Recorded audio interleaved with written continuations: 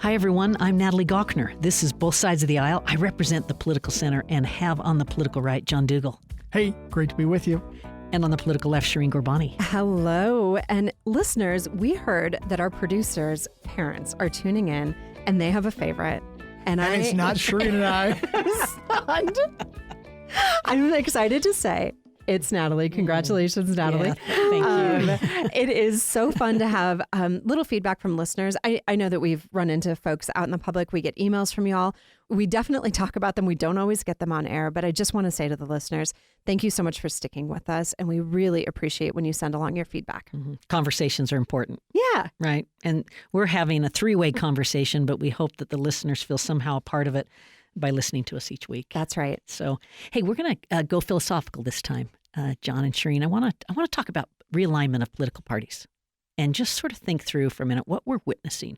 So, you know, we're different ages. We come from different parts of the country. We have different ideologies, but all of us can agree that we're at a tipping point for political parties. There's something pretty radical happening. Well, there's do they matter or not? And then there's who do they represent? Yeah. So what is their agenda? So let's just break it down a little bit. John, put in words what you see happening in the Republican Party, and then I'll ask Shireen to do the same.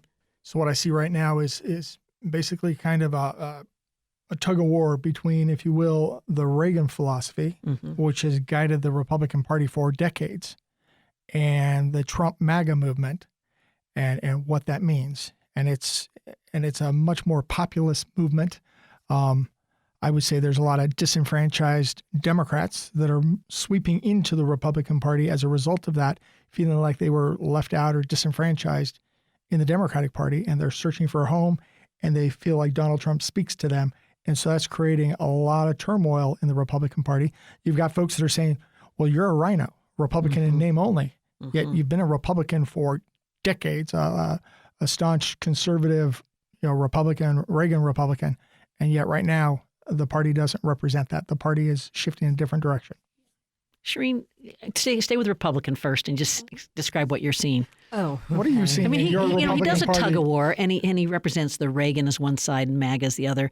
Another way to think of the Reagan is the establishment Republicans. Sure. Yeah. I think what I see is a party that has had a hostile takeover from a very undisciplined and in some ways unpredictable person who is more interested in the maybe celebrity of an office than in governing with any ideology or goal to improve the lives of the American people. The recent reporting, the 100-day interviews that Donald Trump has been giving are deeply insightful when it comes to understanding how unbelievably undisciplined and unserious he is about fixing the actual problems that Americans face day to day. Yeah. And I think what's happened in many respects is that there has been a cult of personality bigger than we really could have ever imagined. I think a lot of people felt that way about Obama, right? That it was like a cult of personality. But we're in it with Trump in a way that feels decentering. It feels, again, just undisciplined and chaos creating. Yeah. Okay. And so when you reference... So you're not signing up soon. It's not my day to join the Republican Party. When you reference interviews he's given, President Trump has given an interview with Time Magazine and with The Atlantic that are both in depth, so that's our readers can go look there. John and Shireen, I would say he is the most consequential political figure of the 21st century. At this point, he's earned that title. Because? Because he's been elected twice and he's leading a movement that is radically reshaping the grand old party. And that reshaping is, we started hearing it, a few years ago, but it's his party now. Yeah. It's been reshaped, right? And basically Republicans that are of the establishment type, they're nowhere to be seen at this point. You heard a little bit of Dick Cheney, but not much. George W. Bush has been completely quiet, right? Yeah. Our former governor, Mike Leavitt, who had 2 cabinet seats, you don't hear a lot from him entering the fray here, even though he was part of an administration that was fairly recent. And so, yeah, this is a radical reshaping. Yeah. Now, Yeah. And I'm going to caution that slightly. I think he is leading that movement. The question will be, is it just about him and his personality, or will it have longevity after he's gone? Yeah. I mean, Reagan clearly had what I'm longevity saying- long after he was and what dead. I'm saying is he's got longevity, and he was the kingman that made it happen, and that his skill set and his talents were perfectly timed when he came down that escalator, and given his perspectives about, personalities and Yeah. branding and his communication skills about how he doesn't tell the truth and then he makes fake truth. Yes. You know, And the these- grift, the self-enrichment is like another component of this, where it is stunning to me that Republicans who claim to be law and order, by the book, follow the rules, watching this president enrich himself through cryptocurrency, through a private club he's opening in Washington, D.C., the amount of self-dealing here, all the way to deals that have been made across the globe Okay. with his Yeah. family, are stunning. Okay, so John, we're being really tough on the MAGA movement, but let's just take a second also and time out and say, And there's a reason for the MAGA well, movement. that's where I'm I mean, going next. yes, And because yes. Shireen, we're going to get to, but if you just think about it, there's been so much overreach for so long. Is there reason to have a different trade balance? Potentially. I mean, the tariffs from other countries are higher than what we charge them. That doesn't feel right to me. So there's some overreach there. There's job loss and shifting of where things are being manufactured, and efficiency in terms of the automation that we're doing. So jobs are being lost. So folks are feeling like what's in it for they're me? I mean, missing out on the how do I economy. buy a home? They feel like the system's stacked and rigged against them. We can go to and there's international merit to that. policy and being the world's policeman. Yep. We can have strong feelings about that. You guys both agree on that one. I think we can go back to our classrooms where we'll also have another point of agreement and lots of data that we've had for years. But I think now we're having a really serious conversation about what is happening to boys in our education system. Yeah. So would it be fair to say, rather than point at the MAGA movement, if you disagree with some of the things about the current president, why don't we point to the problems in society that it's trying to fix? Just a thought.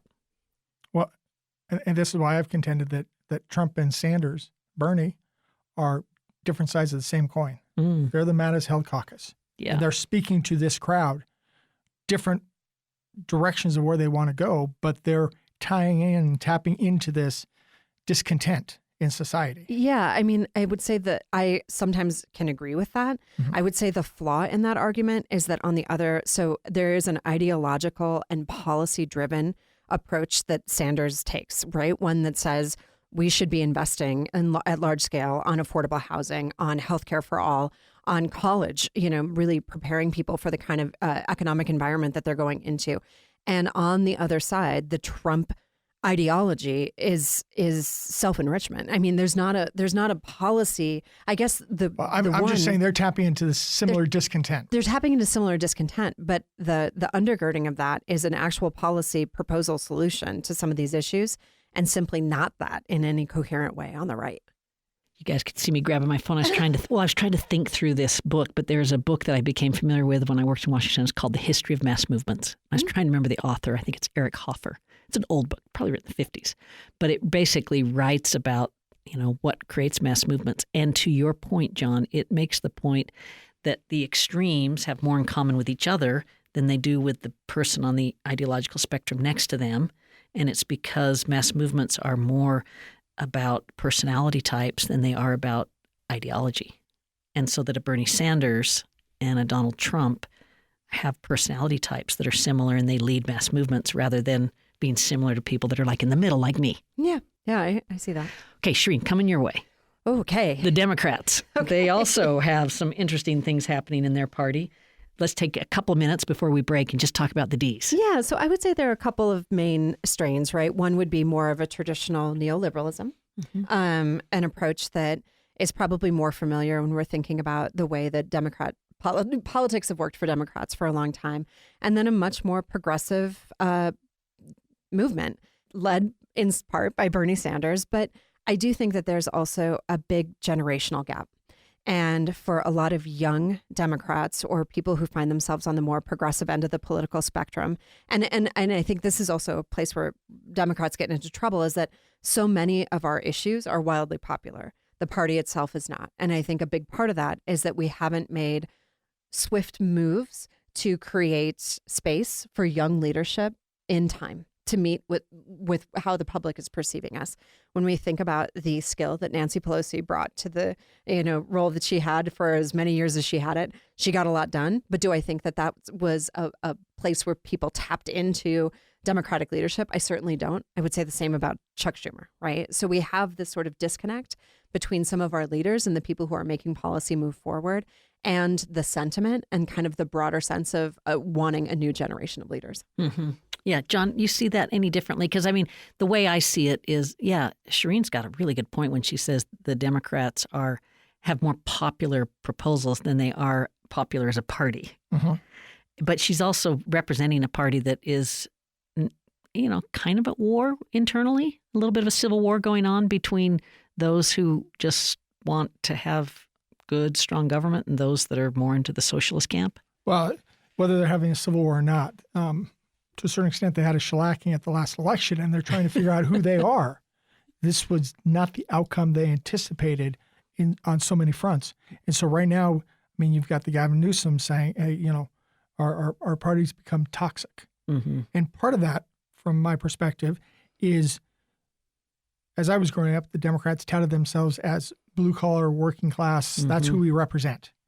And then I would articulate, they seem to have shifted more to, what you would call the wine and cheese Democrats, Mm-hmm. looking down their nose at the working class. Cadillac liberals. Cadillac liberals, I guess you might call it.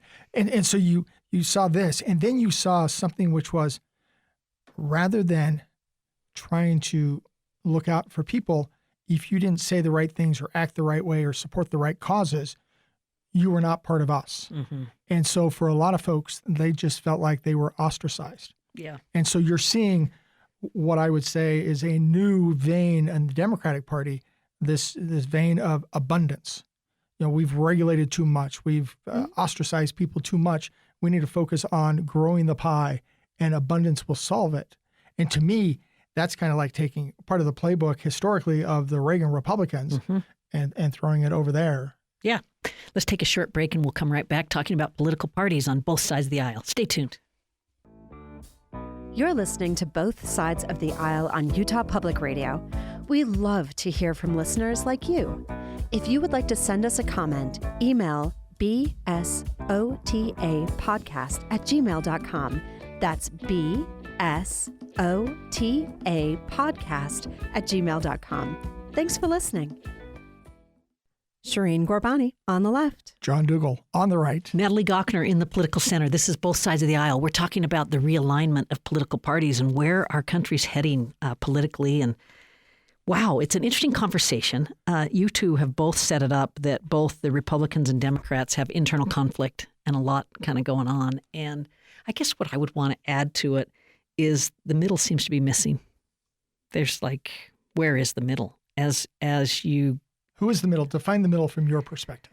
Well, John, we talked about sort of establishment Republicans. I like to just think I'm an independent that, makes decisions based on what I think's right. But I'm very committed to free enterprise.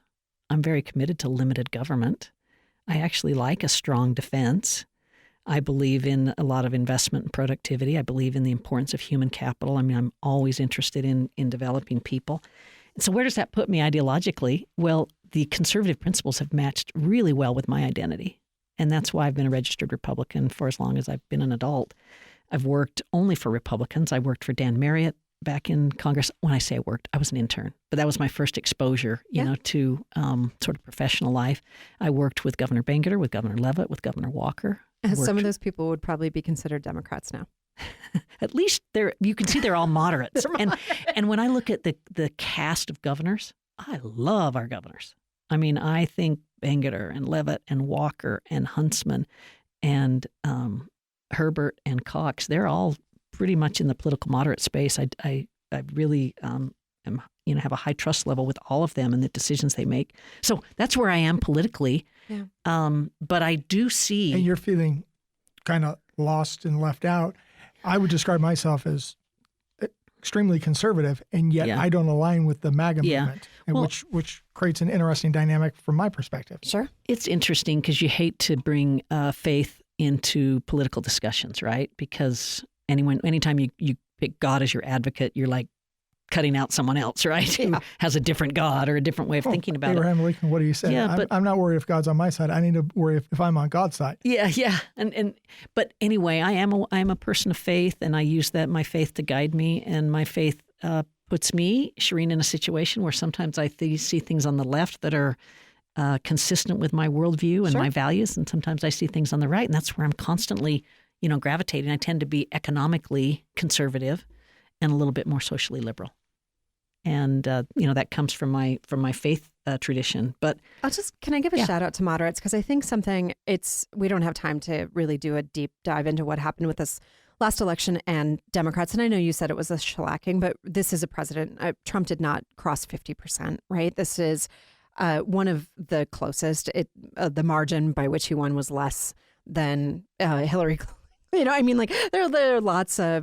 There are lots of reasons to suggest that it wasn't a shellacking. And I do think that there is a fundamental challenge that we face when we have districts that have been on the right and left gerrymandered to make very few actually contestable districts left in this country, right? So there's a backdrop of gerrymandering that I think is important. There's a kind of broader context of elections are kind of getting closer and closer, and they have been for many cycles here.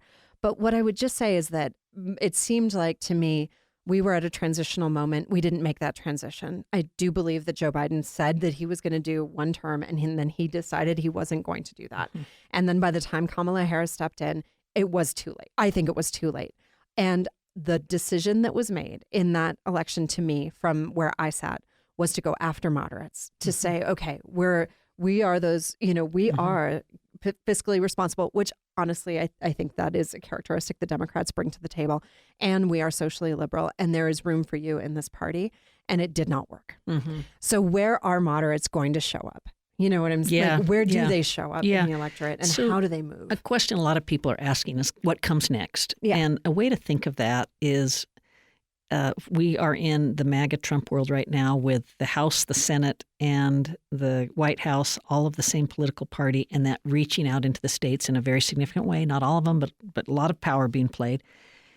The question is, if that ideology, that movement is short-lived or doesn't work long-term, where does the opposition come from? Where does the prevailing party come from? Is it the Democrats that shape and change and become more popular, or do the Republicans reinvent themselves, or does something come from the outside third party?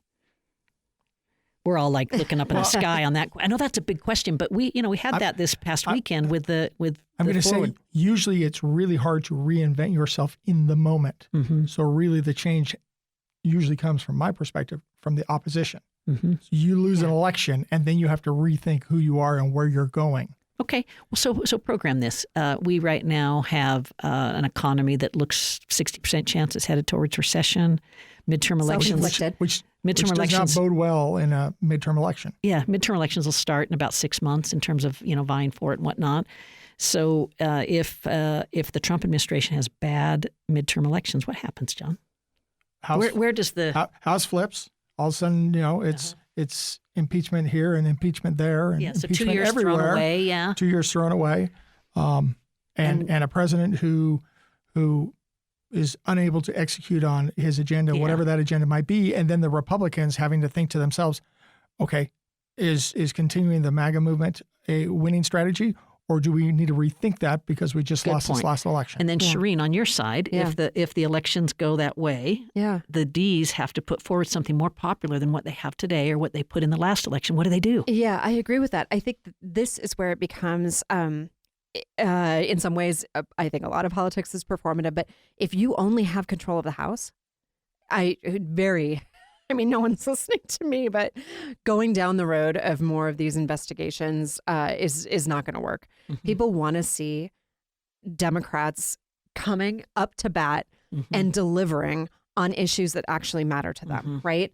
I mean, I think an example that comes to mind right now is the dismantling of the CFPB. I can't believe we named it that, but we did. So the Consumer Financial Protection Bureau, which was working well to protect consumers in this country, to make sure that their banks couldn't, charge enormous overdraft fees so that they could have greater transparency in lending. All of these ways in which Americans' pocketbooks were impacted positively by a idea that came out of Democrats. It's been dismantled. It's being dismantled by Republicans now. But instead of coming back and saying, okay, we're going to address that medical debt shouldn't show up on credit reports, something like that, what we'll see are these investigations that mean very little to the American people, but are very performative in the political space.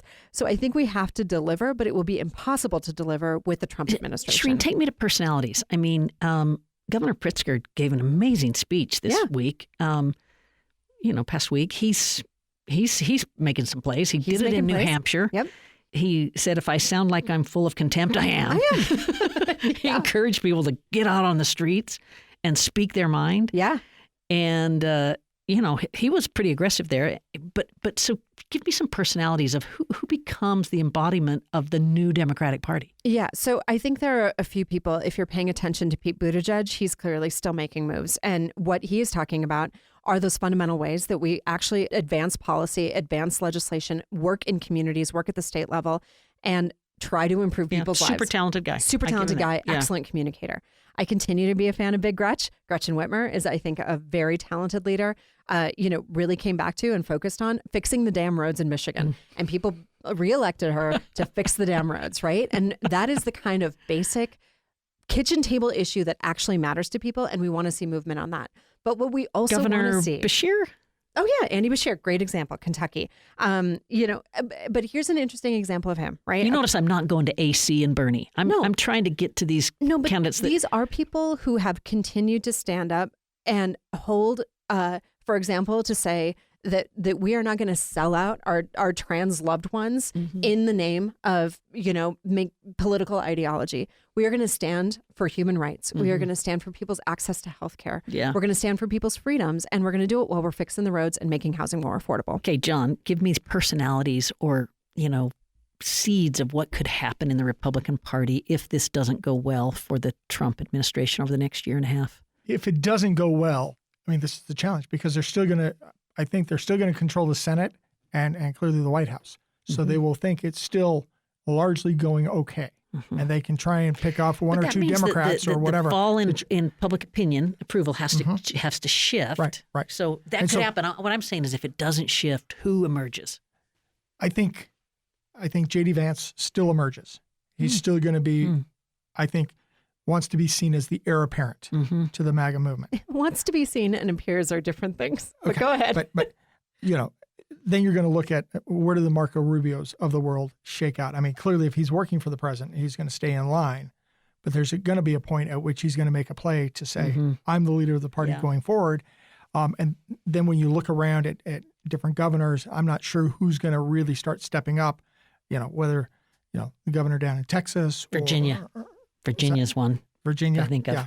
Glenn Youngkin. Yep. Except he's leaving office next year. I mean, he can serve one term and that's it. Yeah. And it's sometimes hard to be out of the light and still make a play for that. So lots we'll to have come. to see Who what do you want shakes to out. see, Natalie? Oh, of course, Nikki Haley. I'd love to see Nikki Haley. Do you think Nikki has a shot or do you think her time has passed? I just still think that's to be determined. Yeah, still be determined. Okay, I got to ask you this question. Where's Utah in 4 years, John? Let's wrap it up by just giving pictures of where's Utah in 4 years. Got all these national dynamics. We're a state that can be kind of countercultural, definitely quite red, but I've made the comment that Utah could be purple within 10 years, in part because it's a bit countercultural to the MAGA movement. I think it depends. I think one of the things that factors in is the upcoming party chair race in the Republican Party. Oh, this will be something to watch. That's a key for our listeners. I think it will go from either growing it to make it stronger, or so this it is will be Phil Lyman.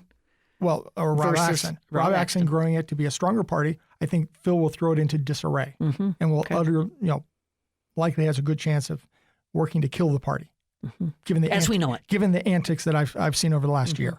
Yeah. Okay. I think the biggest factor here and how quickly Utah changes has to do with whether or not we see new districts out of the gerrymandering case. Yeah. tell us just a little bit more. I think if you've got a fair shot at districts that are drawn where the voters get to pick their leaders and not the leaders picking their voters, that we have a very different we have different opportunities to see greater balance. And I think when Utahns see greater balance, what they will see is a party that is very serious about solving problems and coming to the table proactively. And I think that will be good for Democrats in the state. And I think the great promise for Utah over the next 4 years, and in some of the things that you're describing, is that women and young Utahns show up and engage and become part of creating a prosperous future for this state. Yeah. It is time. That would mean to me, I don't know that it'll be in the 4 years, but we need to get our first woman governor.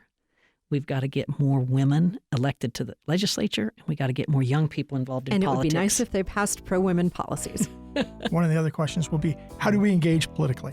Yeah. Do we build bridges or do we engage in warfare? I'm all for dignity, and I'm with you. Okay, great program. Thanks, everybody, for tuning in with me on a more philosophical discussion. Shireen Gorbani, John Dougal, and Natalie Gochner. Programs produced by Anthony Scoma. Thanks for listening.